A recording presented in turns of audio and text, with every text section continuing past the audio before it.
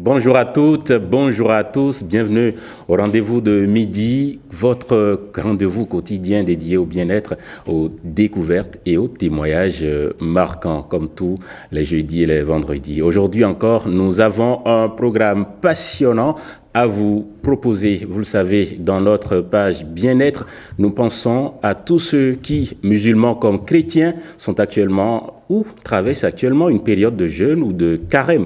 Après une période de jeûne ou de carême, il est essentiel de bien gérer la reprise alimentaire pour éviter les désagréments digestifs et préserver son équilibre nutritionnel. Quels sont les bons réflexes à adopter? Quels aliments privilégier et lesquels éviter?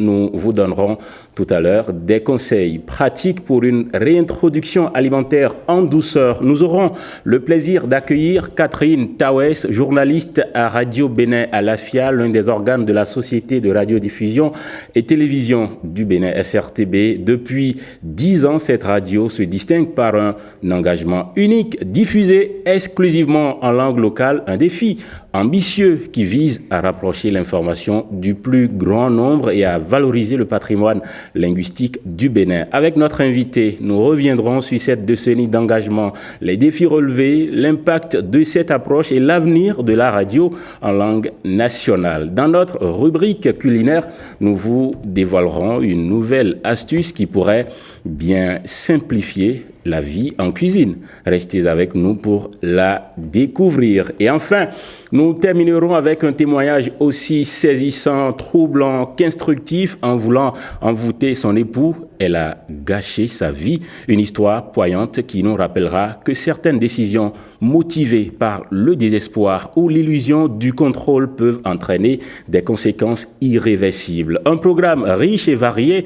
Prenez siège, le rendez-vous de midi commence maintenant.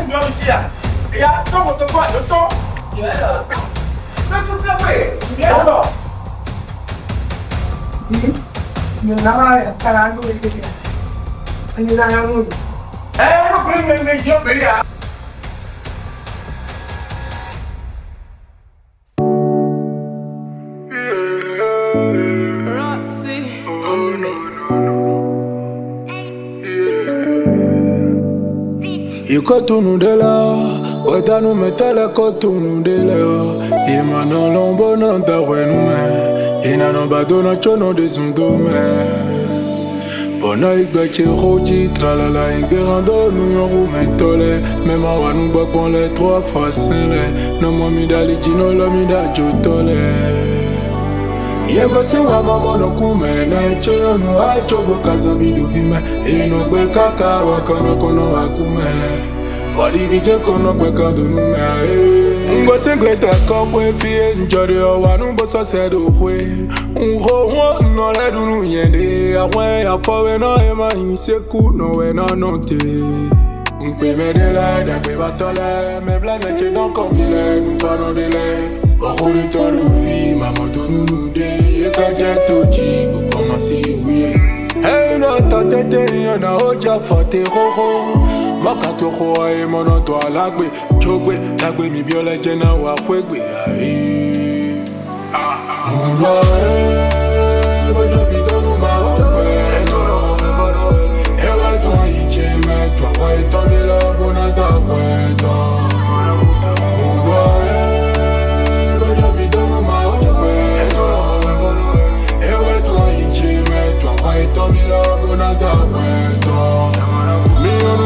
Bombo we over la ledo we tanko ya amon pewe no klon nu mi mebi madonu de na klon medi no wa nu no zo tu tu no le tondo te bo mi na du e mono bi wu ma we awa da pegbe zo kaka na wa we atoka maro kawame, moje maro lawame, kuton bagako soutone rencontre maro kenlame. Mais dans vous voyez mi jekbeji, ou va vovo kese yo no kono no si. Nou dena Johnny Jo, ye maro vona sawa ye do bodo ye ni jile.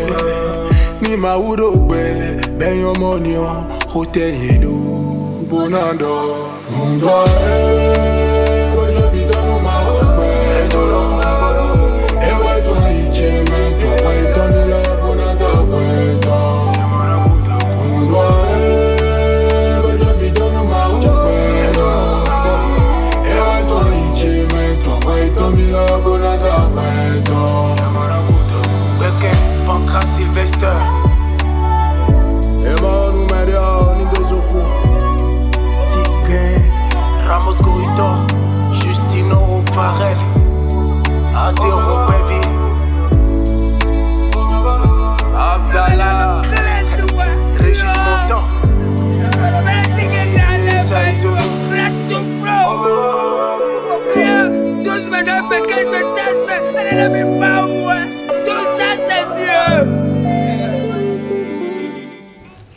Voilà, Tigang, merci de nous permettre d'entrer pleinement dans cette émission. Tout de suite, le premier plateau, c'est notre invitée, Catherine Tawes.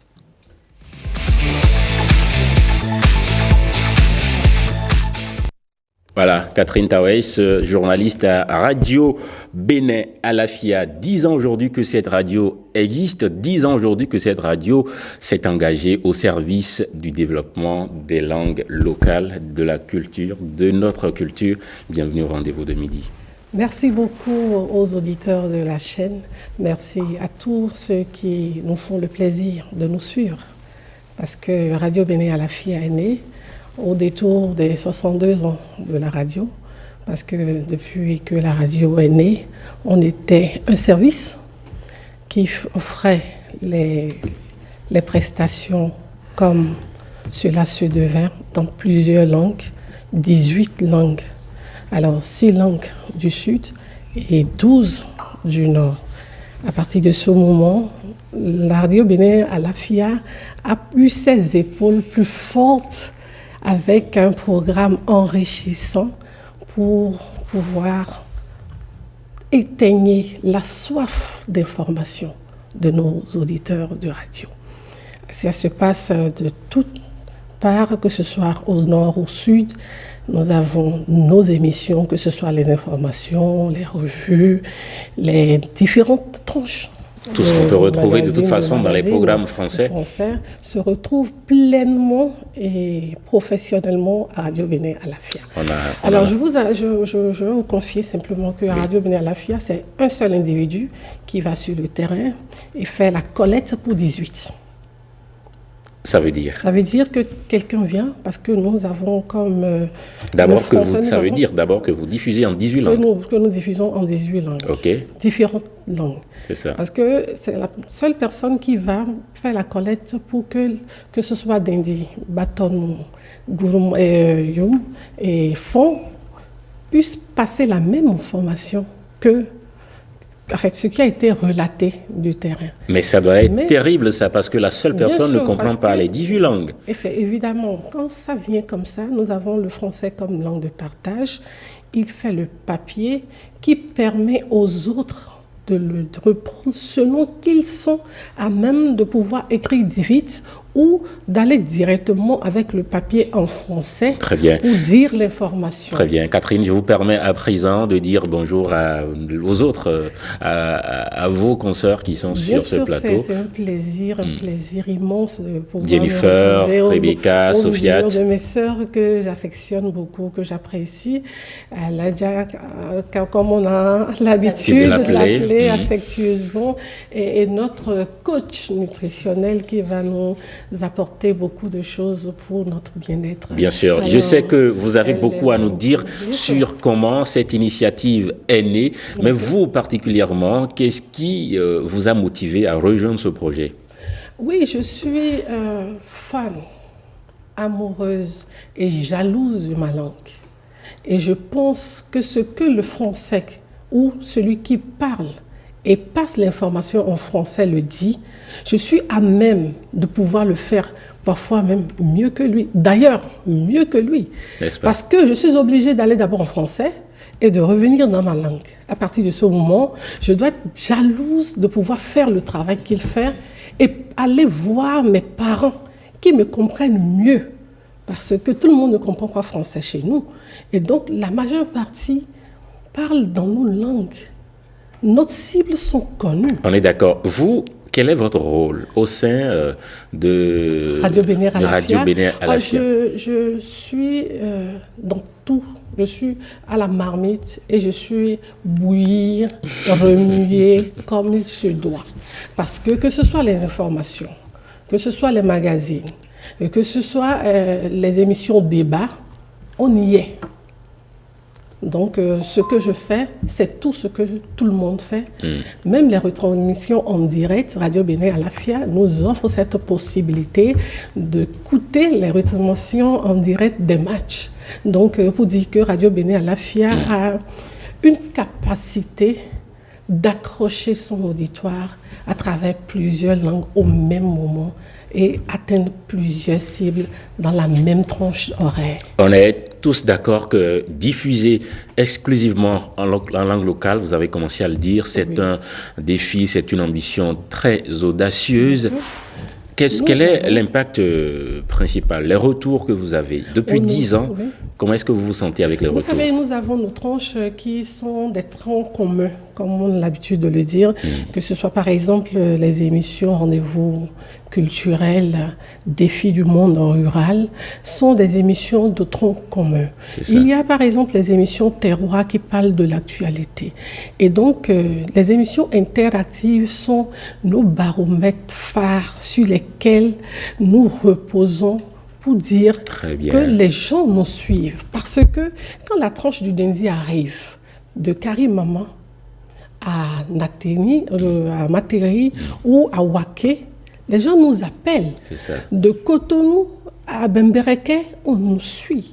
À partir de ce moment, ça nous donne plus de force. Parce que nous avons des tranches où les auditeurs viennent dire ce qu'ils sentent, ce qu'ils veulent, ce qu'ils ressentent. Donc, il y a même la grogne matinale, parfois, dans 5 langues nationales, qui passe tous les jours. En tout cas, on vous sent très motivé parce qu'il nous arrive parfois, il faut le dire, de se retrouver avec vous sur le terrain, suivre certains reportages et puis bon, c'est visible. Voilà. Vous êtes très motivé. Jennifer a envie de vous poser une question, mais avant, on va suivre ce petit film que vous nous amenez, qui résume certainement comment est-ce que ça se passe de l'autre côté de Radio Bénin à la FIA. Est-ce qu'on peut suivre?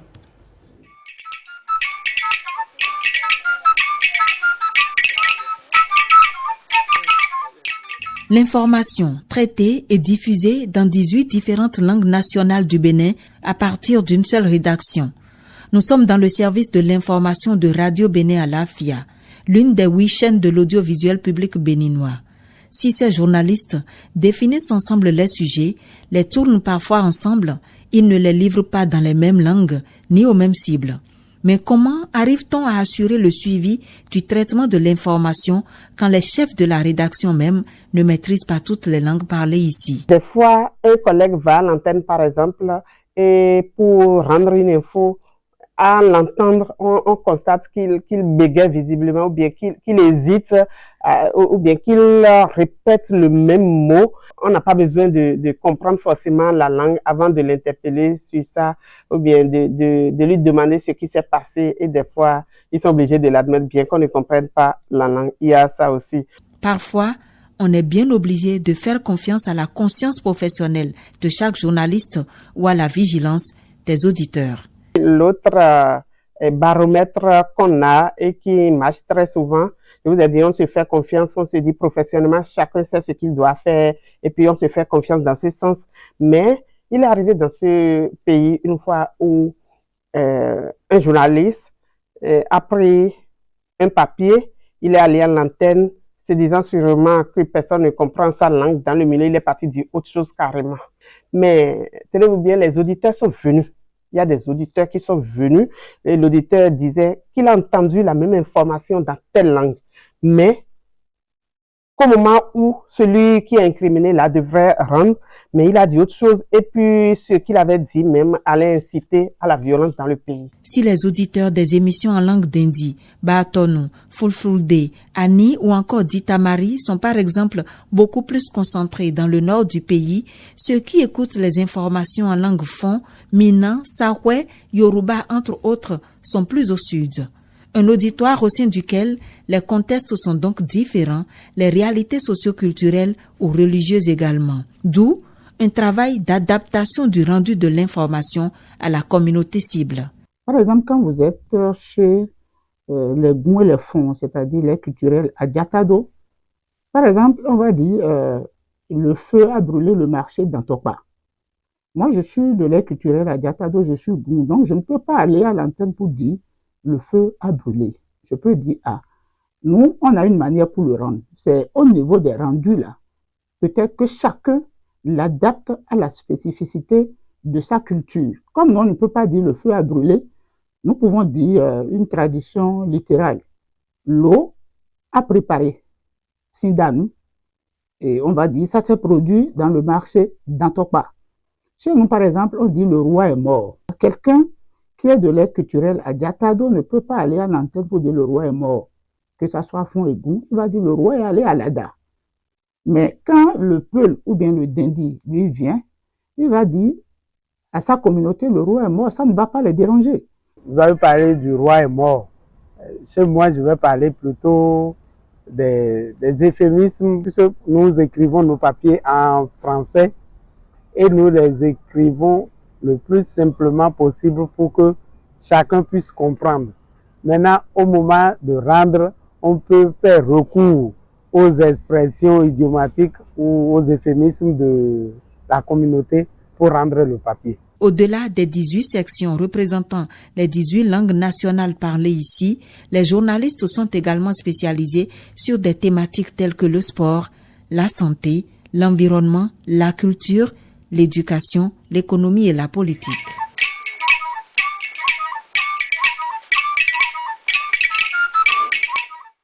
Bien sûr que nous avons bien reconnu la voix de Cécile Goudou-Pangon, rédactrice en chef adjointe ou secrétaire de rédaction à Radio Bénin, votre consoeur, n'est-ce pas? Bien sûr, il y a encore des défis à relever, c'est sûr, aujourd'hui. Oui, c'est sûr. Nous savons que vous avez désormais une télévision au sein de la SRTB qui va diffuser exclusivement en langue nationale, qui fera pareil comme ce que vous faites déjà à la radio, oui, mais il y a toujours des défis à relever. Oui, parce que jusqu'à aujourd'hui, il y a encore des coins d'ombre où parfois les auditeurs ont envie de nous écouter, que ce soit des États-Unis, que ce soit du Nigeria. Nous avons des auditeurs qui nous appellent dans les émissions interactives pour dire à tel endroit on ne vous suit pas. Donc parce qu'on ne vous suit pas, c'est difficile. Donc c'est un appel, un plaidoyer à l'endroit des autorités à nous aider qu'on couvre véritablement tout le pays. C'est sûr que votre appel sera bien entendu. Voilà, Jennifer avait une question. Oui, justement, ma question qui a été un peu abordée dans votre élément. Vous m'avez dit que vous écrivez le papier en français. Oui. Et j'y ai assisté une fois, j'étais à la pause de voir quand le collègue Benoît Wanja avait son papier en français, mais il lisait en mina. À quel moment vous faites la traduction? Dans la tête, sûrement. Ce n'est pas ce que vous pensez. C'est pour ça que vous avez peur et vous pensez que c'est notre chose, c'est notre moi. Ce que vous écrivez en français, je vais vous le dire en langue. Ça vient aisément. C'est pourquoi on dit qu'on soit jaloux de nos langues. Aujourd'hui, tous nous écrivons dans les langues. Alors moi, j'écris en Dindi. Il n'y a pas de souci. Le Batonou écrit en Batonou. Il y a des personnes parmi nous, parfois, pour faire des traductions, ils écrivent rapidement. C'est plus facile pour eux d'écrire dans la langue. Bien sûr. Et prennent le papier en français et diffusent. Donc, il n'y a pas de souci par rapport à ça. Mais si vous avez l'autre défi, c'est vous m'avez demandé comment ça se passe. Oui, parfois, il y a d'autres communautés de base qui nous soutiennent. Parce que lorsqu'il y a une nouvelle appellation ou des expressions qui va peut-être vous embêter dans le dire, on prend du recul. On appelle les anciens, on appelle les sages pour dire « je veux dire telle expression, comment ça se dit? Qu'est-ce que je dis pour que ce soit correct ?» Donc nous avons ces jokers qui nous soutiennent beaucoup, c'est le lieu de les remercier tous et dire que nous sommes toujours en apprentissage. Vous savez, la langue évolue. C'est ça. Et nous avec. Catherine et Radio Tawes, Bénin Alafia avec surtout. merci. Nous aurons l'occasion de débriefer comment Radio Bénin Alafia a bien célébré. Nous avons maintenant l'occasion de pouvoir dire merci à nos devanciers, ceux qui ont pensé la radio avec nous, Monsieur Maris Balogun, Pascalina Ouliwa, Babalola, le directeur de radio Christian Dosouza et les autres qui ont œuvré fortement que Radio Bénin Alafia naisse. On leur rend hommage, on dit merci pour ça. Un petit clin d'œil à votre tout nouveau directeur, sinon ancien nouveau directeur. Oui, notre ancien nouveau directeur, c'est le nôtre parce que il nous a vus. C'est un monsieur particulièrement moi qui m'a beaucoup soutenu quand je suis arrivée en même temps. Il m'a épaulé, il m'a appris à faire beaucoup de choses vite dans le temps. Et donc, j'ai été très heureuse qu'il soit là. Et c'est le lieu de dire merci à Urbain Sessou, c'est notre homme. Et on va prier que le Seigneur lui accorde la bonne santé. Sinon, si c'est l'ardeur, le courage, l'engagement. Iliana, bravo Urbain Sessou, bravo à tout Radio Bénin Alafia. Bonne célébration à vous. Catherine Tawes, merci. Bonne célébration à nous tous et bonne célébration à nous tous, justement. Catherine Tawes, merci d'être venue au rendez-vous de midi et ce rendez-vous qui se poursuit avec le plateau Bien-être.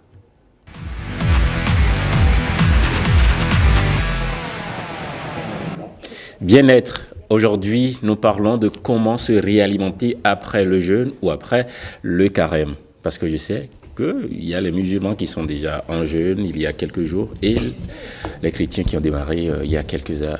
Bonjour, notre diététiste, nutritionniste, Rebecca Sabouron. Bonjour Marcel, bonjour le plateau, bonjour chers amis téléspectateurs. Aujourd'hui, nous parlons de la réalimentation après une période de jeûne. Bon, je parle d'abord de la réalimentation le jour où je finis de jeûner. C'est ça. Et après, quand je finis la période de jeûne. Ok. Et il faut garder à l'esprit que quand nous jeûnons, c'est une manière de priver un peu l'organisme. Et donc, l'organisme est parfois en alerte, en révolte. Il veut compenser coûte que coûte le vide qui avait été créé. Et cela amène certaines personnes à développer des compulsions alimentaires. Ils ont envie de manger sucré ou ils ont envie de prendre certains aliments qui ne leur feront certainement pas du bien. Et c'est en ces moments-là que les signaux de satiété sont désactivés, les signaux de faim sont plus activés. C'est ça. Donc, après un moment de jeûne, il faut garder cela à l'esprit et jouer sur la composition de son assiette. Déjà, quand vous voulez jeûner, privilégiez des aliments riches en fibres. Quand on parle d'aliments riches en fibres, c'est déjà les légumes, les fruits. Et notez que votre corps vous réclamerait certainement des aliments sucrés. Vous pouvez compenser cette envie du sucre avec des fruits au lieu de chercher à prendre des sucreries comme certaines personnes le font, au lieu de chercher à prendre des sucreries, de la bière chez certaines personnes bien glacées, c'est des choses qu'il faut éviter. Si vous avez une forte envie de manger sucré, misez plutôt sur des fruits. Ces fruits vont vous apporter également des fibres qui vont plus vite favoriser une satiété à votre niveau parce qu'après les moments de jeûne, les signaux de satiété sont désactivés. Il faut y aller en douceur. Voilà, en douceur. Donc, privilégiez des aliments riches en fibres, les fruits, les légumes. Et en voulant manger après les moments de jeûne, faites l'effort de privilégier des céréales complètes.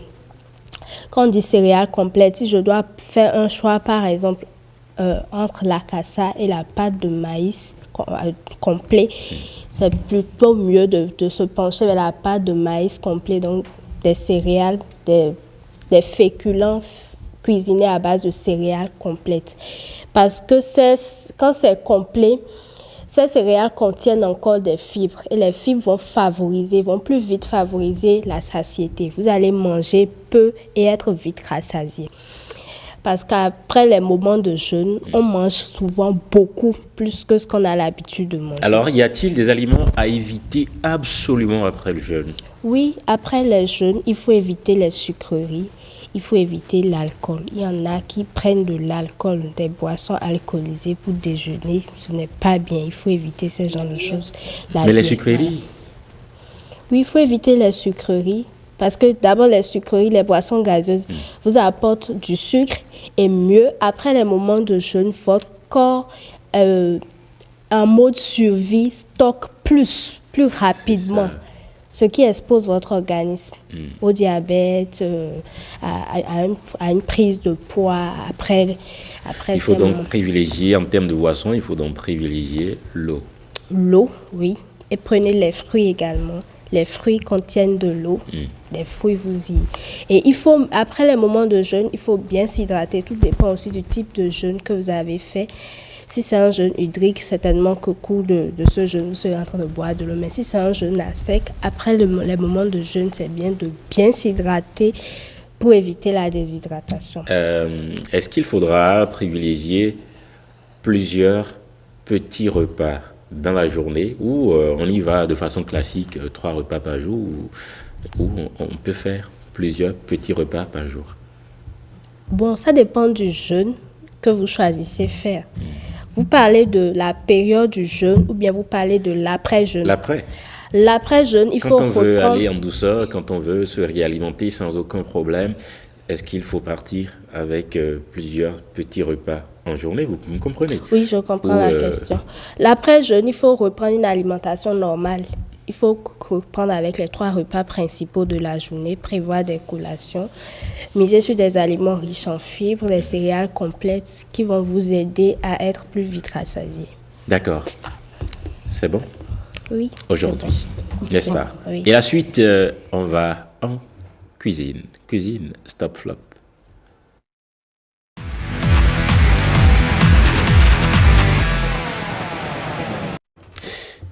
Pas de transition. Sophia Tosseni, bienvenue de nouveau. Merci beaucoup, chers amis téléspectateurs, bonjour. Notre chronique de ce jour aura l'allure d'une chronique santé, mais elle est juste une chronique introductive d'une série de chroniques de cuisine que nous allons faire sur les légumes feuillus. Aujourd'hui, oui, nous allons faire sur les légumes feuillus. Oui, tout à l'heure on a dit encore que tout le monde ne jeûne pas. Les légumes et les fruits. Donc, nous avons programmé une série de chroniques que nous allons faire sur les légumes feuillus.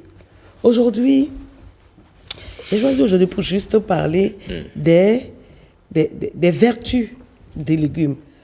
Si le réalisateur peut nous envoyer les images, nous avons différentes sortes de légumes cultivés au Bénin, oui, comme par exemple le fotete, qu'on appelle encore amarante, le gbouma, qui est la grande morelle, puis le amavivet, qu'on appelle le vernonia.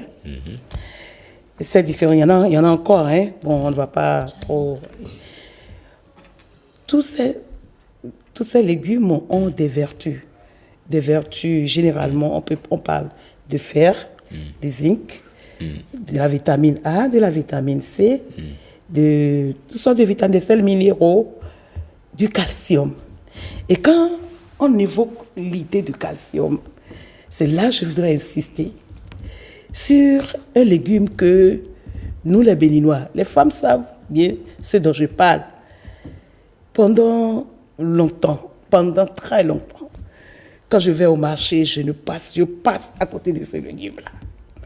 Je passe et je passe. C'est-à-dire que c'est un légume, quand tu veux le préparer, quelle que soit la quantité de condiments que tu y mets, ça ressort toujours, tu n'es pas satisfait.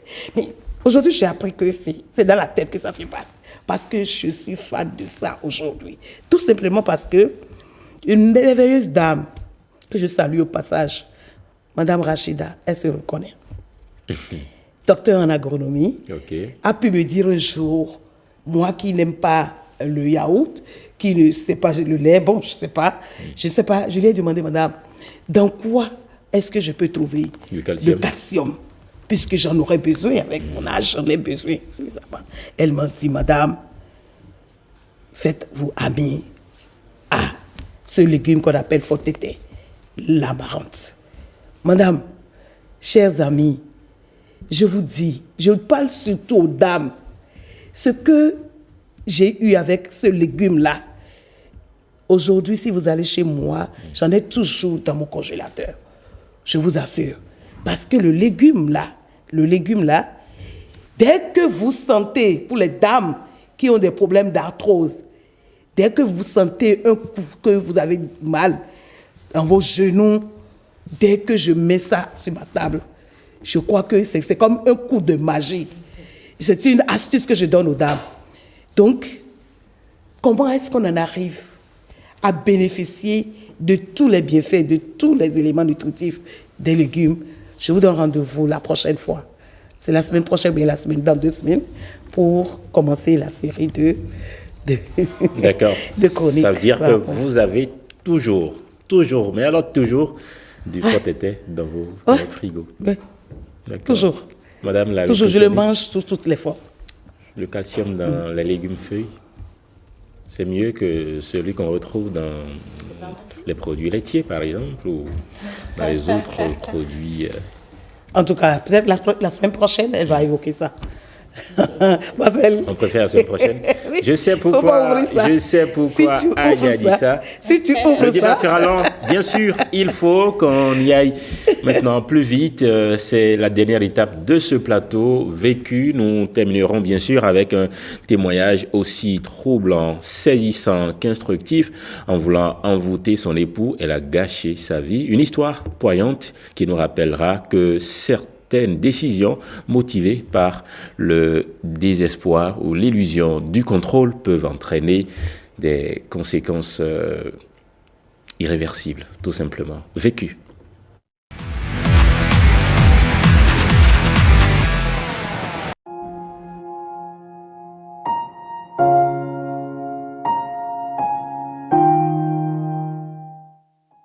Bonjour à tous, j'aimerais partager une histoire que je vis qui me fait peur, qui est triste mais qui est entièrement ma faute. Je suis une femme mariée, on a fait la dot, mon mari et moi, et ça va faire 10 ans en fin de cette année. On a 3 enfants, notre première fille avait 2 ans avant qu'on ne fasse la dot. Évidemment, on a de petites disputes par moment, mais on arrivait vraiment à s'accorder. Mais les choses ont commencé à se gâter, je vais dire, il y a 1 an. Mon mari est très brillant, il a toujours été très brillant. Il travaille dans tout ce qui est génie civil, mais ça n'avait jamais vraiment donné. Il était même dans le corps avant de me rencontrer. Et malgré tout, il arrivait à subvenir aux besoins des enfants. Il se battait vraiment pour qu'on ne manque de rien. Donc il y a 1 an, il y a eu un gros coup de grâce. Il a l'habitude de postuler comme ça, mais à un moment c'est devenu notre quotidien. Sauf que cette fois-ci ça a payé. Une grosse structure l'a appelé et il est en train de diriger pas mal de travaux actuellement et notre vie a totalement changé, je dirais. Là où c'est devenu très compliqué, c'est que je ne voyais plus mon mari. Il n'était plus à la maison, il rentrait à des heures vraiment indues. Au début je ne me suis pas inquiétée, c'est vrai, je me suis dit c'est le travail, c'est le prix à payer. Mais après, j'ai commencé à de moins en moins supporter. Et au fond de moi, j'ai commencé à souhaiter qu'il perde son boulot, sans forcément matérialiser cela, parce que qu'on le veuille ou pas, c'est les enfants qui vont mieux s'emporter. Et je me dis, peut-être quand il va finir ce contrat, il aura le temps après. Mes copines aussi ont commencé à me parler et à me dire de sécuriser mon mari. Au début, je ne taillais pas vraiment d'importance parce que je me disais, il n'aura même pas le temps de rencontrer des femmes parce que déjà, le boulot lui prend tout son temps. Sauf que bon, une fois, vu que moi je m'exprime, j'ai l'habitude de lui dire que je ne supportais pas la situation. Et cette fois-là, il m'a répondu de façon très virulente. Là, je me suis dit, il faut que je réagisse. Je me suis dit, vu qu'il gagne de l'argent, il a commencé à prendre ses aises et puis il me parle mal. Donc pour ne pas que mon foyer se gâte, j'ai vraiment accepté d'aller le sécuriser. Une de mes copines m'a accompagnée chez un marabout qui a l'habitude de l'aider. C'est un jeune. Je lui ai clairement dit que je voulais juste que mon mari m'aime. J'ai beaucoup dépensé, mais malheureusement, mon mari a perdu son boulot peu de temps après. Il n'a pas été démis de ses fonctions, mais on lui a arraché certains marchés. Mon mari est devenu très triste Et le pire, c'est qu'il ne reste pas à la maison. Il travaille toujours il ne gagne plus autant. Il est un peu comme un ouvrier maintenant. Donc, tout ça m'affecte. Et je me suis dit que je vais corriger le tir. Quand j'ai vu le marabout en question, il m'a expliqué que c'est le processus et que c'est les divinités qui, en voulant m'aider, ont permis qu'il ne perde pas son boulot, mais qu'il descende un peu pour pouvoir être disponible et plus amoureux. Mais sauf que, sans vous mentir, je ne vois pas l'amour. Je ne vois que la tristesse. J'ai l'impression d'avoir détruit mon foyer. Et cette fois-ci, je suis allée pour qu'on détache tout ce qui a été fait. Mais le marabout m'a expliqué que quand c'est envoyé dans la nature comme ça, c'est difficile. Il m'a dit qu'on peut faire autre chose. Mais ce qui est très dangereux, c'est que il va devoir mettre ça dans mon intimité. Et pour ça, forcément, il faut que j'ai une relation avec lui. J'ai dit niette. Il m'a dit qu'il comprend et qu'il n'est pas du genre à pousser une femme à l'infidélité, mais c'est la seule option qu'il y a. C'est pour moi une façon de me confesser et de savoir si j'ai encore de l'espoir. Peut-être quelqu'un s'y connaît, est-ce que je peux encore rattraper les choses? Je n'ose pas penser dire à mon mari, mais je sais que si je lui dis au moins, il sera à moitié délivré. Je ne sais pas quoi faire, je suis vraiment désespérée. Merci de me donner des conseils. En voulant sécuriser son époux, elle a détruit, n'est-ce pas, Rebecca? Oui, en quelque sorte. Pourquoi avoir envie de sécuriser de cette façon son époux? Quelles peuvent être les motivations d'aller envoûter? Pour moi, je peux penser là à une jalousie extrême de sa part. Sinon, pourquoi avoir ce genre d'idées? Pourquoi même chercher à avoir son mari pour elle seule? Bon, ça je vais un peu loin. Il faut être libre dans sa tête. N'est-ce pas? Oui, il ne faut pas chercher à fouiller, il ne faut pas chercher à garder. En pensant même ainsi, c'est ces pensées-là même qui vont amener le monsieur à la tromper. Mais si elle est free dans sa tête, elle fait ce qu'elle doit faire, elle laisse tout le reste à Dieu. Tout simplement. Mais en ayant ces genres d'idées, ce n'est que là, à ce niveau, qu'elle pourrait en arriver. Voilà. Jennifer, Rebecca a posé une question. Pourquoi chercher à garder son époux pour soi seul? Je suis tout à fait d'accord avec elle. Je pense que c'est un manque de confiance en soi. Et je dirais un manque de confiance en soi. Et je n'ai pas envie de dire certains mots, mais peut-être l'oisiveté. Peut-être qu'elle a un travail, oui, mais elle n'a rien d'autre à faire, en fait, que de vouloir... Elle est focalisée sur ce pan qui, je pense, est pas insignifiant, mais pas si... Ça ne résume pas l'existence, en fait, pour qu'elle y mette toute son énergie au point de faire ce qu'il ne faut pas et de se retrouver dans de pareilles circonstances. Et pourtant, aujourd'hui, c'est presque... C'est monnaie courante. Alors? Je pense personnellement qu'il y a l'influence des réseaux sociaux, il y a ce que je peux appeler la mauvaise compagnie. Et il faut faire attention parce que toutes celles qui vous disent il faut sécuriser, peut-être qu'elles ne le font pas. Peut-être qu'elles visent autre chose derrière, après elles vous entraînent chez leur marabout, vous ne savez pas. Donc moi je pense qu'on peut focaliser. Elle a des enfants, enfin, elle a longtemps souhaité que son mari ait de l'argent, enfin, soit un peu à l'aise. Donc je pense qu'elle devait plus se concentrer sur ses enfants et sur ça, au lieu de chercher à sécuriser, à se dire il a de l'argent, il me parle mal. Je pense que ce n'était pas nécessaire. Malheureusement, le mal est déjà fait. Sofiat, est-ce qu'on a besoin de sécuriser? En griffe, je me permets de mettre ça toujours en griffe, d'aller sécuriser son époux. Marcel, bonjour aux téléspectateurs. Elle sécurise naturellement.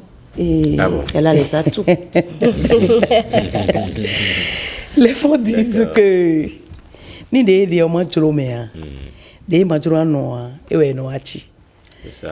Si tu es dans une situation en ce moment qui ne te plaît pas, tu vas te retrouver demain dans une situation indésirable.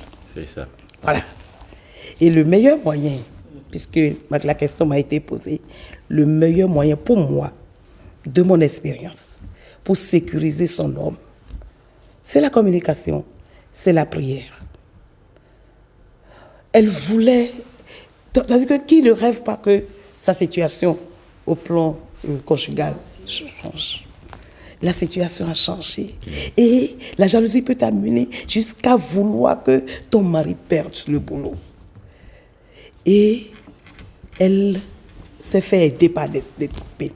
Les amis, je voudrais dire aux jeunes femmes, tout à l'heure, Jennifer a dit, c'est monnaie courante. Vous n'avez pas idée de ce que les réseaux sociaux apprennent aux gens. Sur les réseaux sociaux, tu entends. Et je dis, mais quand est-ce qu'on va arrêter ça? On dit, si tu, comme on dit, tu veux coller serré. Tu ouvres 3 live. Dis live. Tu as ce sujet. Vraiment. Je dis, mais il y a quoi? Ça veut dire que dès que je vois ça, je passe. Si je vais m'attarder, j'écoute, je dis, mon Dieu. Et les petites filles seront en train d'écouter ça. Et ça va devenir quoi? Donc je dis, yonda soupeo et non renton. Ça veut dire? J'exagère peut-être qu'une femme mariée ne doit pas avoir d'amis. Quand je dis ne doit pas avoir d'amis, non. Amis, mais ne dis jamais comment ça se passe dans ton foyer à des amis, qu'elles soient mariées ou pas. Parce que tu ne sais pas comment elle gère son mari là-bas. Gère ton mari en communiquant avec lui. Si tu as un problème, regardez, ce petit problème. Mon mari, en tout cas, si vous voulez, on ne peut pas vouloir d'une chose et son contraire. Il a trouvé du boulot. Il est le responsable de tout. Tu dois comprendre que c'est toi. On ne casse pas les yeux. On ne fait pas de l'omelette sans casser les yeux. Voilà. Il faut que c'est dans le travail, c'est du temps. Donc tu dois... Moi, je ne voyais même pas de problème là. Quand je lisais l'histoire, je dis, mais le problème est où? Que peut-elle faire maintenant? Un mari qui reste toujours. Le mal est fait. Il me dit, c'est toutes ces choses-là qu'elle a raconté aux amis, on lui a dit, il faut sécuriser ton mari. Jennifer, que peut-elle faire maintenant? Moi, je vais lui conseiller, comme Adjala dit, la prière. Je ne sais pas quelle est sa confession religieuse, mais je lui conseille, vu qu'elle n'a pas eu la chance d'avoir un bon marabout qui lui propose maintenant d'aller au sexe, elle ne sait pas sur qui d'autre elle va tomber. Donc, je lui propose d'essayer la prière. C'est vrai qu'il serait mieux qu'elle en parle à son mari, mais là, elle risque de tout gâcher. Si elle tente tout, absolument tout, et que ça ne marchait pas... Vous pensez qu'il y a un moyen de désactiver l'envoûtement? Je pense que c'est possible par la prière. C'est pour ça que je parle de croyance. C'est propre à chacun. Je ne sais pas quelle est sa confession religieuse, mais elle peut avoir une mère, même si elle est dans les religions ancestrales, elle peut avoir une mère, quelqu'un qui va la guider un peu pour qu'elle fasse les choses par elle-même, au lieu d'aller vers un marabout. Je pense que c'est mieux. Ça peut se rattraper, le mal? Oui, je pense que ça peut se rattraper. La prière règle beaucoup de choses. La prière, tout simplement. Sofiat? Elle doit prier intensément.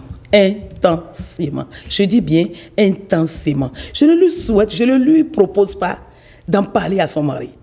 Parce que oui, je ne lui propose pas d'en parler à son mari.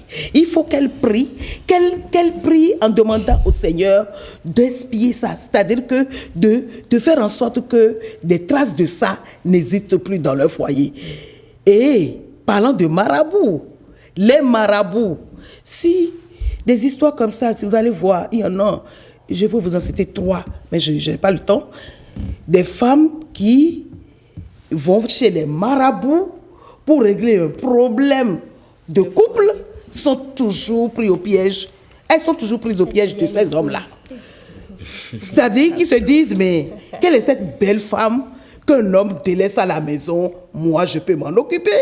Et puis ça y est, ça commence comme ça. Ce qu'on veut faire pour toi. Mais vous vous rappelez cette histoire, vos Villop. Hein? Il y a des cas également autour de... Comment?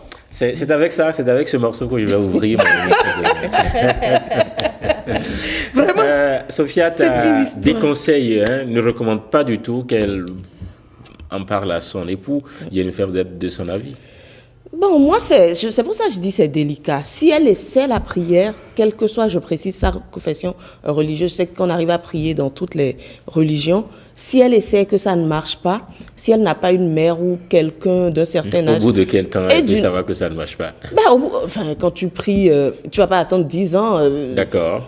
Donc après, je pense qu'elle peut se rapprocher de quelqu'un de confiance qui a de l'influence sur son mari, vraiment se repentir, dire j'ai fait une erreur, c'est parce qu'on m'avait mal conseillé, maintenant j'ai envie de sauver la situation. Peut-être le réveiller à 2h du matin, comme on nous le dit ici. Je pense que ça peut attendrir son mari. S'il l'aime quand même, il va comprendre qu'elle a juste été sous influence. Mais le laisser là, vous savez, quand on est informé, on est, comme elle-même l'a dit, à moitié délivré. Donc, si elle n'a plus aucun recours, au lieu de le laisser sombrer et voir ses enfants vivre une vie qu'elle ne veut pas, bah, autant avouer. Elle peut en parler avec son époux? Bon, je pense que c'est délicat. Délicat, très délicat. Tout dépend de la nature de son mari. Sofiat a déjà dit non. C'est délicat. Un dernier mot, Sofiat? Je lui recommande de prier. La prière marche en tout cas. Prier, je dis prier intensément. Et rester dans la prière, c'est-à-dire que tu as déjà fait le faux pas, tu pries et tu laisses tomber les amis là. Il faut les oublier. Les amis qui t'ont amené chez le marabout là, il faut les oublier. Très important. Il faut éduquer tes enfants en tenant compte de cette erreur que tu as faite. Oui. Éduque tes enfants avec la prière, éduque tes enfants. Et reste un peu plus avec ton mari. Soutiens-le dans cette situation où tu l'as mis. Merci. Voilà. Sofiat, merci. Rebecca, merci. Jennifer, et merci à vous qui êtes restés à ce rendez-vous avec nous depuis 12h. Rendez-vous demain encore à 12h. Merci.